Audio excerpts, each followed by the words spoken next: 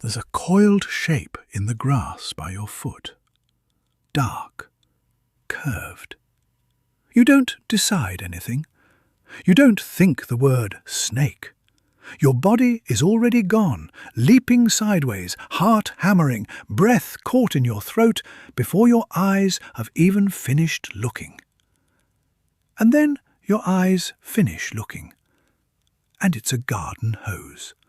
Just a hose, lying there, exactly where you left it. You stand there with your pulse pounding in your ears, feeling your whole body slowly come down off a cliff it climbed in less than half a second.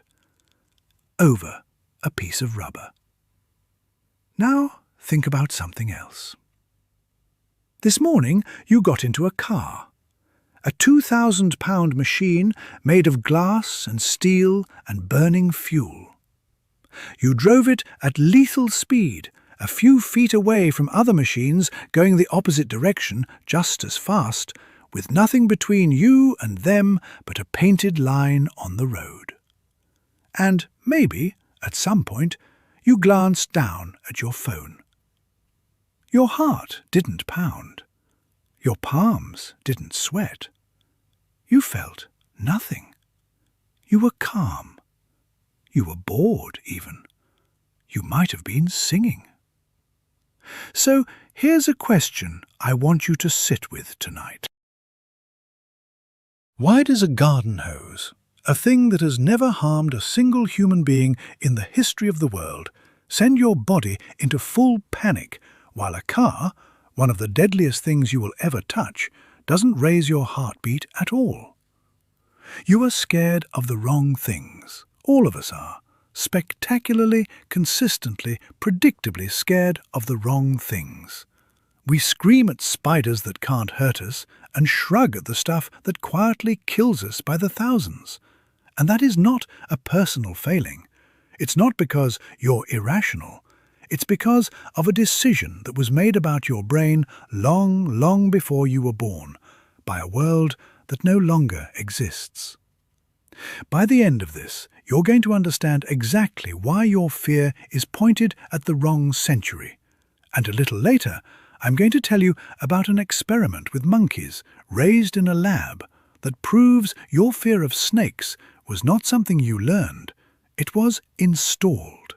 It was waiting in you from the day you were born, like a trap that only needed one touch to spring. But first, let's look at the mismatch. Because once you see it, you can't unsee it. Make two lists in your head. On the first list, put the things that genuinely terrify people. The things that make us jump, scream, freeze, climb up onto chairs. Spiders, snakes, the dark, heights, deep water with something moving in it. Things with too many legs. Things that slither. Now make the second list. The things that actually kill human beings in the modern world, in huge numbers, day after day. Cars, the food we eat, cigarettes, swimming pools, staircases, the little electrical sockets in every wall of your home, the slow creep of a heart packing itself in fat. Look at those two lists. They barely overlap. They're almost opposites. Spiders. In most of the world, the number of people killed by spiders every year is close to nothing. You are vastly, almost comically more likely to die falling down your own stairs than from every spider you will ever meet combined. And yet, which one makes you shriek? Which one makes you grab a shoe and back out of the room? It's not the staircase. You walk down the staircase half asleep, in the dark, holding a coffee, scrolling your phone. The staircase is a far better killer than the spider. The spider just has a better publicist, somewhere deep in your brain. A car is one of the most dangerous objects a human being interacts with. In a country like the United States, cars kill more people in a single year than snakes and spiders have probably killed in that entire country across living memory. And we feel nothing. We let our children ride in them. We eat behind the wheel. We get drowsy and keep driving. The machine that's statistically trying to kill us gets total trust. And the harmless rubber hose in the grass gets a full body panic. This is the puzzle. And here's the first clue to solving it. The speed. Go back to that moment with the hose. The most important thing about it wasn't the fear. It was how fast the fear came. You didn't see a hose, think about whether it might be a snake, weigh the odds, and decide to be careful. There was no thinking at all. The jump came first. The thought came second. You were 3 feet away before the conscious, reasonable part of your mind had even gotten the memo. That order tells you everything. It tells you the fear of snakes does not live in the slow, thoughtful, modern part of your brain. It lives somewhere older, somewhere faster, somewhere underneath thinking. And we actually know where.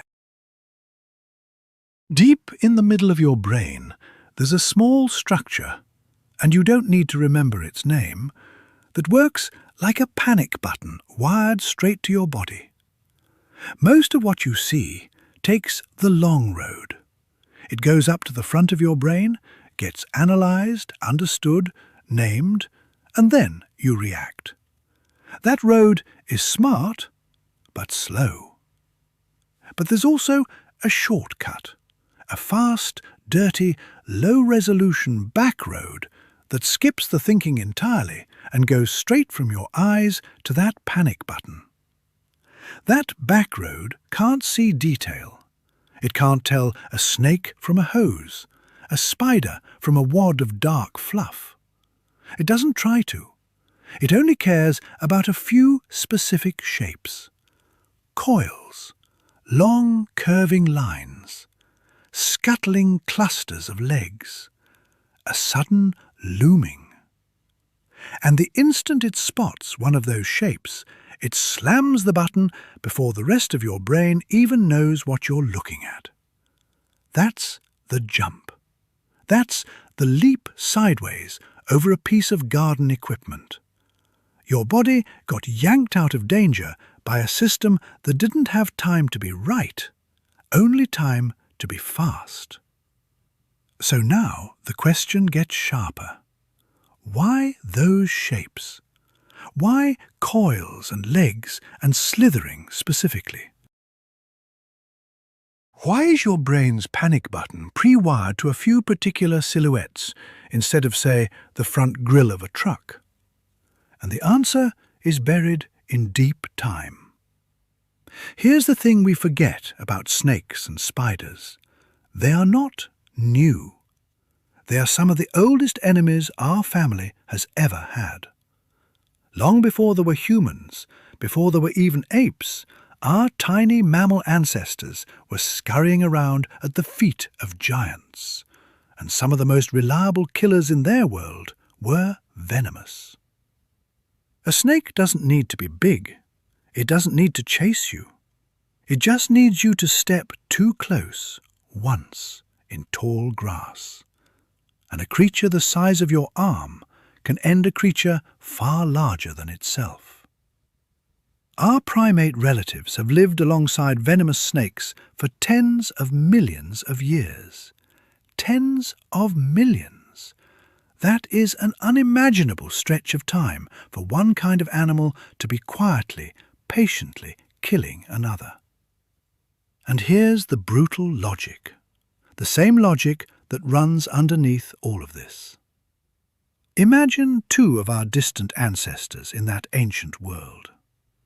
One of them has a brain that flinches at every curved shape on the ground, jumps at sticks, panics at vines, wastes energy 1,000 times on nothing. The other has a calm, cool brain that takes a good, clear look before reacting, that doesn't waste a single jump on a false alarm. Which one do you think left more descendants? It's the jumpy one, every time, because the calm one only has to be wrong once. One real snake mistaken for a stick, one good, clear look that takes half a second too long, and that bloodline is over. The cost of being scared of a hose is nothing, a little embarrassment. The cost of being calm about a snake is death.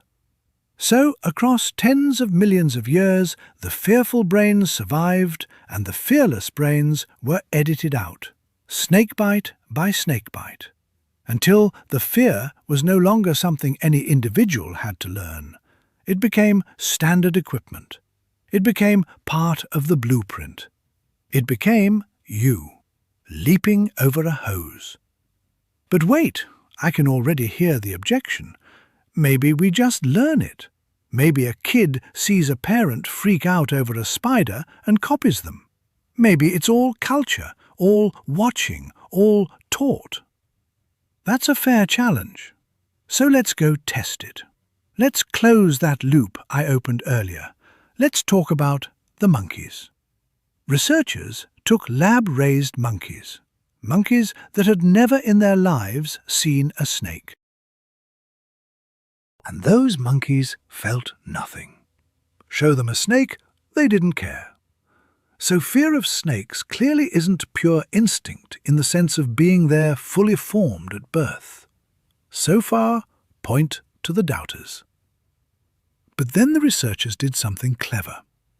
They let those fearless lab monkeys watch a video of a wild monkey reacting in terror to a snake. Just watching another monkey be afraid.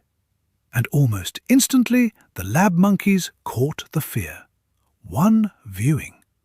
They went from total indifference to full snake terror just from watching a relative panic. Okay, you might say, so it is learned, just learned by watching. Here's where it gets beautiful.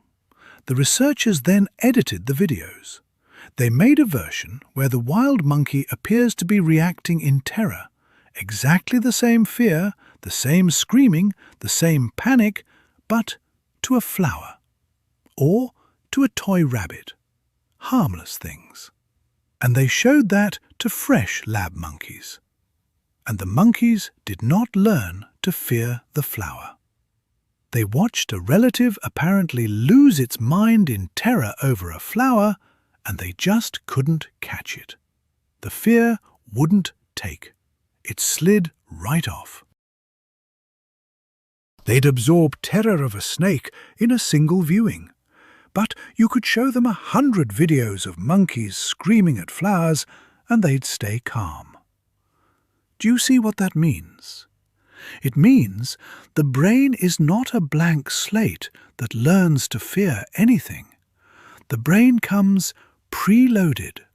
It comes ready to learn some fears almost instantly, with the lightest possible nudge, and it actively refuses to learn others.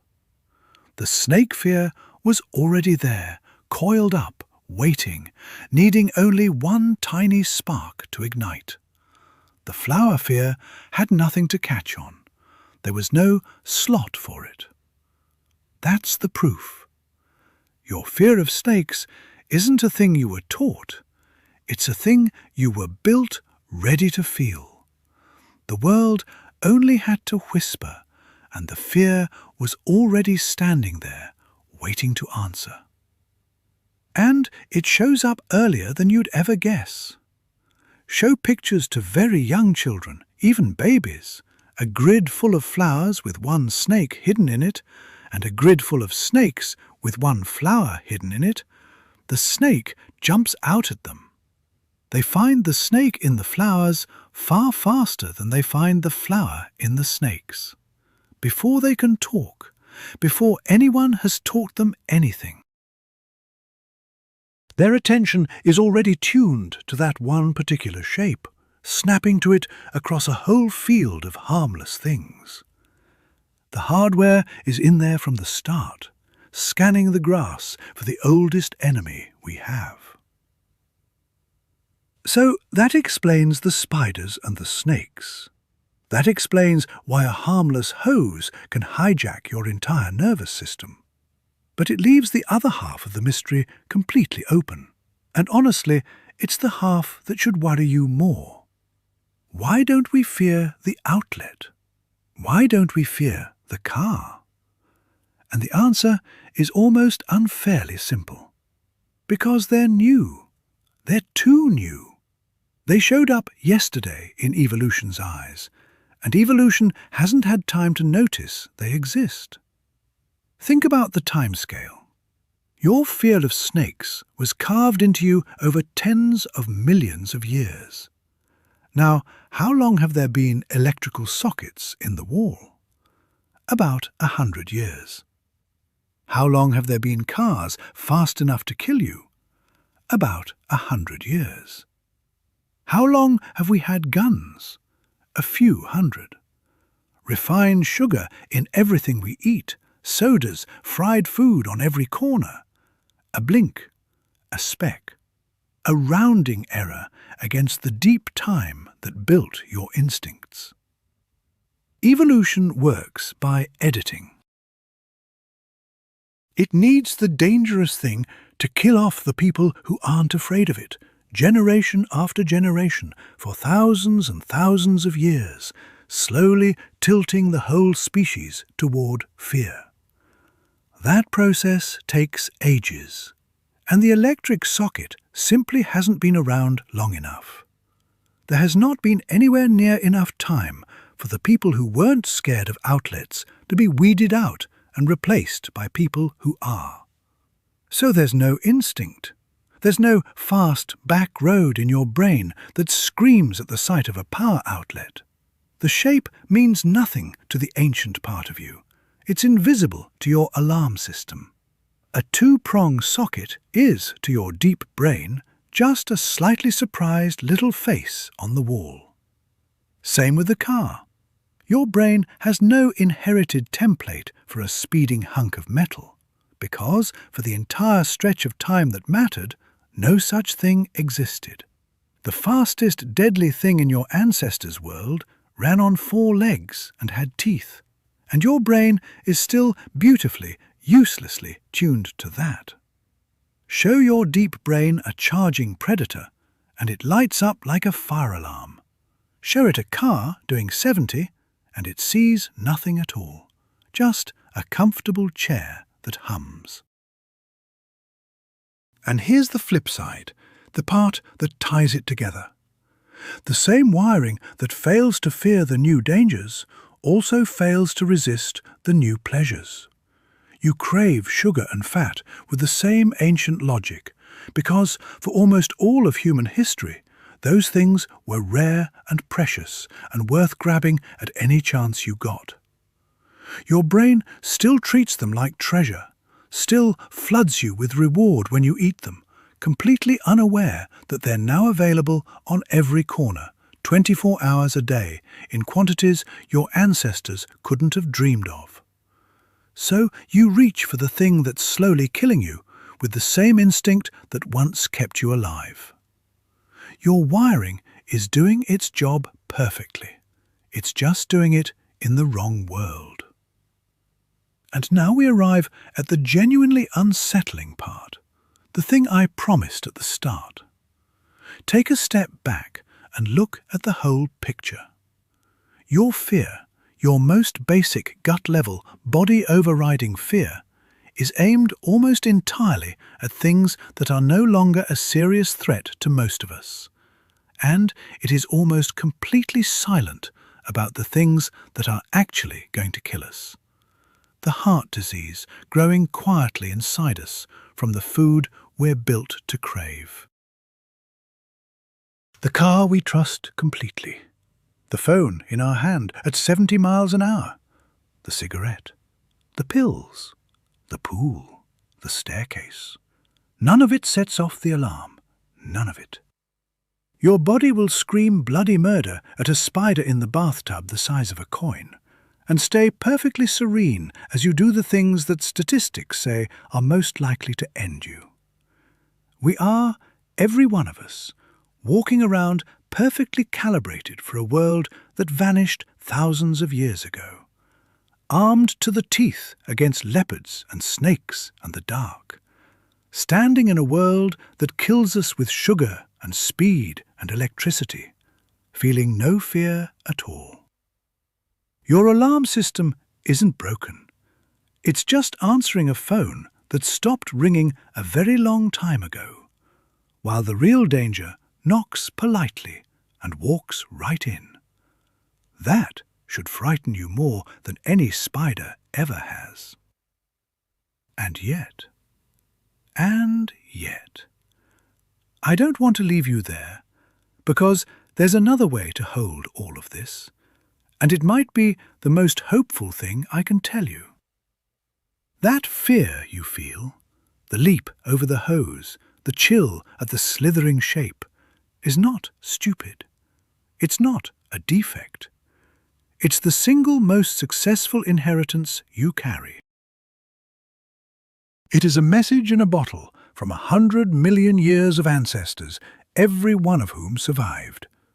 It says, in a voice older than language, "Watch the grass, mind the dark. Something out there used to hunt us, and I survived it, and now so can you." The fear is proof that your line never broke, not once, all the way back. You are scared of snakes because every single creature you descend from was scared enough to live. But here's the part that belongs only to you, only to humans. You are the first animal in the entire history of life that can look at its own fear and see that it's outdated. The monkey can't do that. The monkey can't sit by a fire and realize its terror is pointed at the wrong century. But you can. You just did. Right now, in your own head, you held up your ancient instinct, turned it over, and saw exactly where it's wrong. That is an astonishing power. It means you are not a prisoner of the wiring. You can do the thing no creature before you could ever do. You can choose your own fears. You can decide, with the slow, thoughtful part of your brain, the part that came late, to be a little less afraid of the spider and a little more careful with the car. You can put on the seatbelt that your instincts will never beg you to wear. You can fear the cigarette your body finds delicious. You can override 100 million years of programming with a single deliberate thought, because you are the animal that finally learned to read its own instructions. So the snake fear is the gift your ancestors gave you. And the seatbelt, the smoke alarm, the careful glance before you reach for the wall socket, those are the gifts you give back. Across all that time, to yourself and to whoever comes after you. Isn't it strange to realize how much of you was written for a world you'll never see? You're carrying around a body full of these old ghosts, fears for dangers that are gone, hungers for treasures that are now everywhere, instincts steering you every single day toward a life that no longer exists. We pulled on just one of those threads tonight. There are dozens more in there, quietly running your life from the back of the room. And most people go their whole lives never noticing them at all. But you noticed. And that prickle of fear at the dark shape in the grass? Now you know it for what it is. Not a weakness, not foolishness. An old, loyal, slightly confused guardian, still standing watch over a danger that mostly went away, whispering the same warning it's whispered for 100 million years. I kept them alive. Let me keep you alive too. Just point me at the right thing.